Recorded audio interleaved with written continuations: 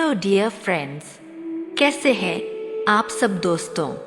स्वागत है आपका राशिफल और तंत्र में। दोस्तों, आज हम बात करेंगे सूर्य, मंगल और केतु की युति की।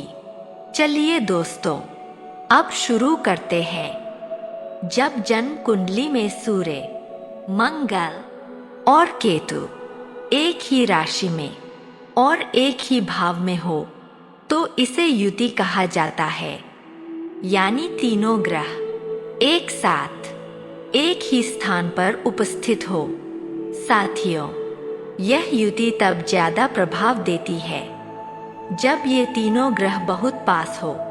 अगर दूरी ज्यादा हो तो इसका प्रभाव हल्का हो जाता है, लेकिन जैसे जैसे ये पास आते हैं वैसे वैसे इसका प्रभाव बहुत तीव्र हो जाता है। अब जानते हैं कि सूर्य क्या दर्शाता है।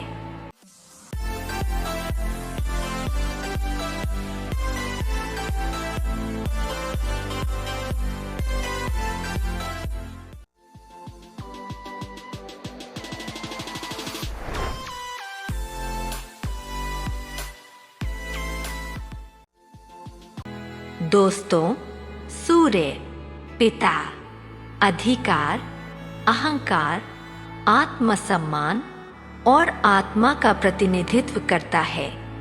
अब बात करते हैं मंगल की। मंगल ऊर्जा, युद्ध, साहस, खून, तेज वस्तुएं, तकनीक और क्रिया का ग्रह है। अब जानते हैं केतु को। केतु अचानक घटनाएं, विस्फोट, अज्ञात ऊर्जा, भटकाव और गहराई से खोज करने की प्रवृत्ति को दर्शाता है। यह वह ऊर्जा है जो व्यक्ति को अंदर तक जाकर समझने की क्षमता देती है। दोस्तों, जब ये तीनों ग्रह एक साथ आते हैं तो व्यक्ति के अंदर बहुत तीव्र ऊर्जा उत्पन्न होती है। यह ऊर्जा कभी निर्माण करती है तो कभी विनाश की ओर भी ले जा सकती है। इस युति में व्यक्ति बहुत गहराई से चीजों को समझने की क्षमता रखता है।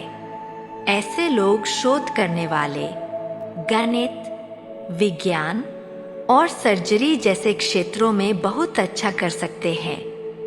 साथियों, यह भी देखा गया है कि ऐसे लोग तेज चीजों, चाकू या काटने वाली वस्तुओं की ओर आकर्षित हो सकते हैं। यह युति व्यक्ति को रणनीति बनाने की क्षमता देती है और वह जानता है कि किसी भी स्थिति में जीत कैसे हासिल करनी है।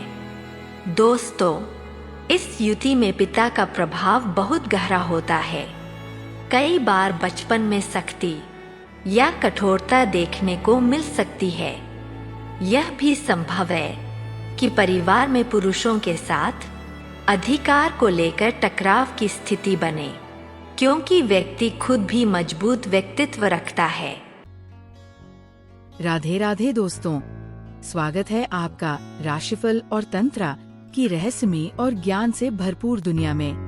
हमारे चैनल पर आपको मिलेगा ज्योतिष ग्रहों और गोचर की सटीक जानकारी, वार्षिक, मासिक और साप्ताहिक राशिफल, सपनों के अर्थ और सामुद्रिक शास्त्र, रत्न, क्रिस्टल और फेंग शुई की जानकारी, तंत्र मंत्र विद्या और शगुन अपशगुन के विचार, और भी बहुत कुछ जो आपके जीवन को सरल और सकारात्मक बना सकता है। नमस्कार, मैं आशुतोष आपके साथ इस आध्यात्मिक यात्रा में हूँ। हमारा उद्देश्य है आपके जीवन में सकारात्मकता और समाधान लाना। हर सवाल का सही जवाब देने के लिए जुड़े हमारे चैनल से। हमारा चैनल सिर्फ ज्योतिष नहीं, बल्कि आपके जीवन के हर पहलू को समझने का मार्ग है।